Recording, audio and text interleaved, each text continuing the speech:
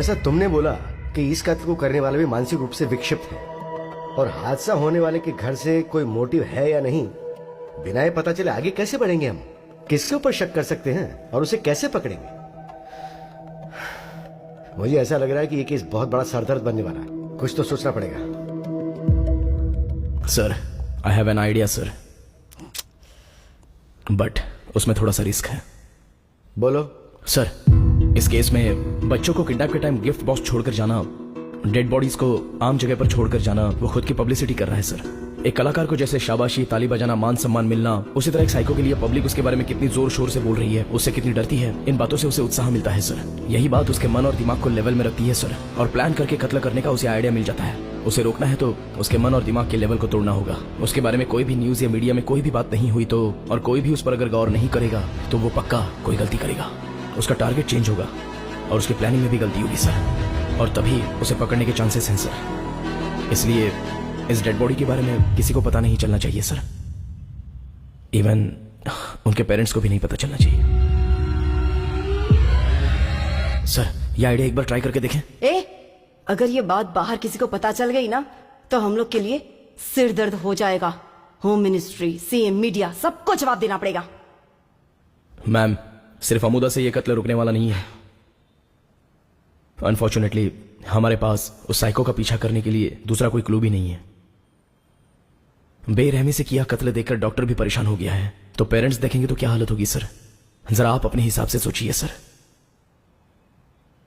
अरुण, किसी भी केस को हैंडल करने के लिए कुछ प्रोसीजर और एथिक्स होते हैं, उसे हम फॉलो करेंगे, उसी में हम सबकी भलाई है।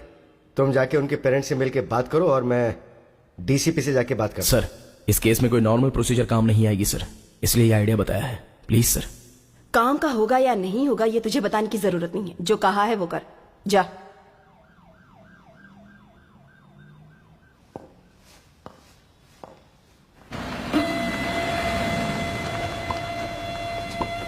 वो अमुदा नहीं होगी। सुनो, चलो उतरो, आ जाओ, मुझे साथ में लेकर जाओ।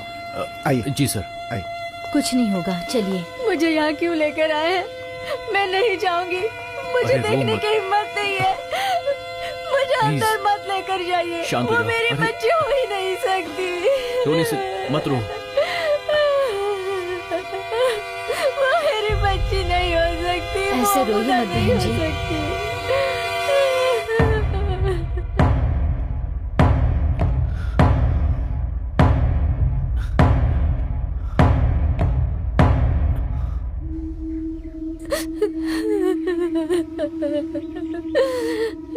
क्या हुआ जी? वो हमारी बच्ची नहीं है। सच बोल रहे हैं ना? मैं बिल्कुल सच कह रहा हूँ, वो हमारी बेटी नहीं है, उसे कुछ नहीं होगा। सर, आपने अच्छे से देखा? वो हमारी बेटी नहीं है सर। चलो।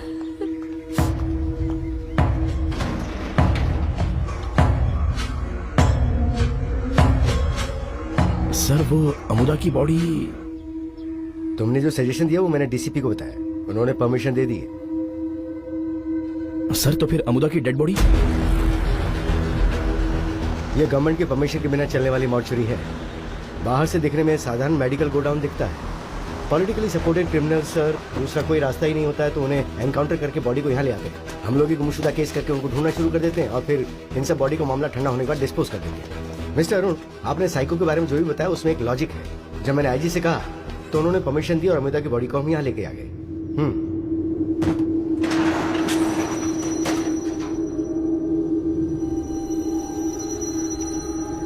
ये जगह डॉक्टर नंदनन के अंडर में ही है।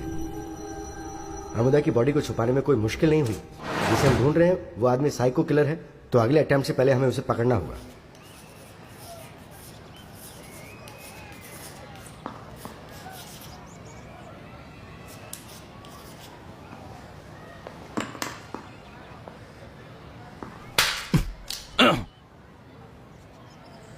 ओके, मुझे पता नहीं था। Out, out.